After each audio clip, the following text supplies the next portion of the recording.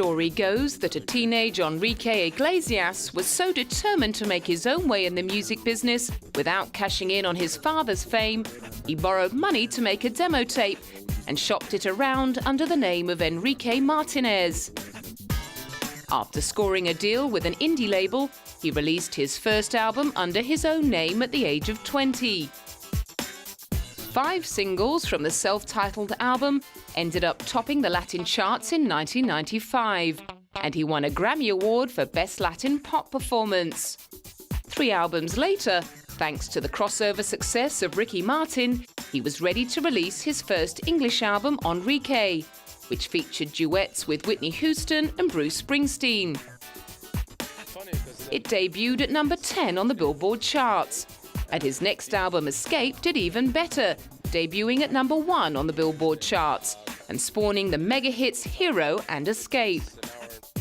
His romance with tennis superbabe Anna Kournikova also buoyed his popularity, and he followed up Escape with a 50-date sold-out tour of 16 countries.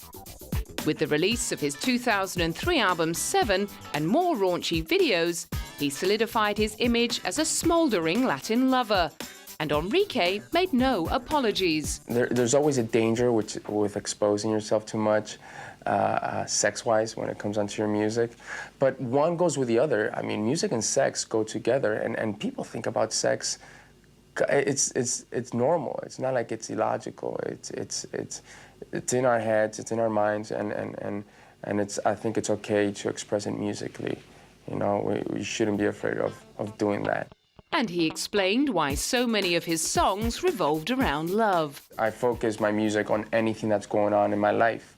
And a lot of times it talks, of course, about love, but I do think it's the only thing that really we all have in common, whether you're black or white, no matter what age you are, no matter what religion, what nationality, we can all relate to that. Despite his obsession with love, however, 3 years later, at the age of 28, he was no nearer tying the knot with Anna.